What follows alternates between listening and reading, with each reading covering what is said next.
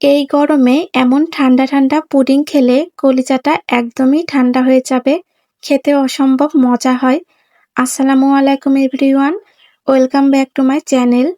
আজ আমি শেয়ার করব খুবই মজাদার ডাবের পুডিংয়ের রেসিপি। ঘরে থাকা মাত্র 2টি উপকরণ দিয়ে এই পুডিংটা ঝটপটভাবে তৈরি করে নেওয়া যায়। এই পুডিংটা গরমের সময় খেতে যেমন মজা, তেমন কিন্তু হেলদি একটা পুডিং। খুবই সহজভাবে রেসিপিটি তৈরি করে দেখিয়েছি। আশা করছি সবার কাছে ভালো লাগবে। প্রথমে আমি এখানে একটা বড় সাইজের ডাব নিয়ে নিয়েছি। এখন এই ডাবের পানি বের করে নিব। ডাবের পানি আমি একটা মগে ঢেলে নিয়েছি। এখানে 250 ml মেজারমেন্ট কাপের 2 কাপ পানি হয়েছে। ডাবটা কেটে নিয়েছি, দেখুন ভেতরে হালকা শাঁস বা জেলি হয়েছে। আপনারা চাইলে এর থেকে কচি ডাবও নিতে পারেন, তবে কোনো অবস্থাতেই ঝুনো নারকেল এখানে ব্যবহার করা যাবে না। এখন এই ডাবের শাঁসটা তুলে আমি কেটে নিব। আমি একটা চামচ দিয়ে ডাবের শাঁসটা তুলে ছুরি দিয়ে এমন কুচি করে কেটে নিয়েছি। আপনাদের হাতের কাছে কোকোনাট গ্রেটার থাকলেও সেটা দিয়ে উঠায় নিতে পারেন। এখন আমি চুলাতে একটা কড়াই বসিয়ে দিয়েছি। এখানে আমি ডাবের পানিটা ছেঁকে নিয়ে নিব। অবশ্যই ছেঁকে নেবেন, কোনো ময়লা থাকলে ছাঁকনিতে এঁটে যাবে।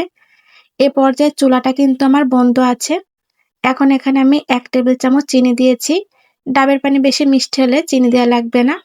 এখন এখানে দিয়ে দিব আগার আগার পাউডার। এখানে আমি অর্গানিকের আগার আগার পাউডারটা ইউজ করছি। এটা সম্পূর্ণ হালাল একটা প্রোডাক্ট। এখানে 1 টেবিল চামচ পরিমাণ আগার আগার পাউডার দিয়েছি। ডাবের পানিটা ঠান্ডা থাকা অবস্থাতেই আগার আগার পাউডারটা ভালোভাবে নেড়েচেড়ে মিশিয়ে নিতে হবে। দেখুন চুলাটা কিন্তু আমার বন্ধই আছে। পানিটা ঠান্ডা থাকা অবস্থাতেই ভালোভাবে মিশিয়ে নিব। গরম পানিতে মেশাতে গেলে আগার আগার পাউডারটা ভালোভাবে মিশতে চায় না, জমে যায়। দেখুন ভালোভাবে মিশিয়ে আমি চুলাটা জ্বালিয়ে নিয়েছি। অনেকেই অভিযোগ করেন আগার আগার পাউডার দেওয়ার পরেও পুডিংটা ভালোভাবে সেট হয় না। সেক্ষেত্রে অবশ্যই যে কোনো ভালো ব্র্যান্ডের আগার আগার পাউডারটা ব্যবহার করবেন, এতে ভালোভাবে সেট হবে। যে কোনো মুদি দোকান বা সুপার শপে আপনারা পেয়ে যাবেন। এখন ভালোভাবে জাল করে নিচ্ছি। দেখুন ডাবের পানিতে কিন্তু বলক চলে এসেছে। এই ডাবের পানিটা বেশিক্ষণ জাল করে ঘন করা লাগবে না। 1 থেকে 2 বার বলক উঠে আসলে চুলা থেকে নামিয়ে নিতে হবে। বেশি জাল করা লাগে না। দেখুন আমি কিন্তু 2 বার বলক তুলে নিয়েছি। এখন চুলা থেকে নামিয়ে নিব। এদিকে আমি একটা পুডিংয়ের বাটিতে গরম অবস্থাতেই ডাবের পানিটা ঢেলে নিয়েছি। কখনোই ঠান্ডা করে ঢালতে যাবেন না। ঠান্ডা হয়ে গেলে কিন্তু কড়াইতেই সেট হয়ে যাবে। এখন এখানে দিয়ে দিব ডাবের শাঁস বা জেলি। এই ডাবের পুডিংয়ে ডাবের শাঁসটা বেশি দিলে খেতে বেশি ভালো লাগে। যখন এই ডাবের শাঁসটা মুখের নিচে পড়বে পুডিংয়ের সঙ্গে, তখন খেতে কিন্তু অসম্ভব মজার হয়। এজন্য চেষ্টা করবেন একটু বেশি পরিমাণে দিতে। আমি পুরোটাই দিয়ে দিয়েছি। এখন একটু চামচ দিয়ে ভালোভাবে নেড়েচেড়ে মিশিয়ে নিব, যেন চারিদিকে ছড়িয়ে যায় শাঁসটা। দেখুন আমি ভালোভাবে নেড়েচেড়ে কিন্তু মিশিয়ে নিচ্ছি।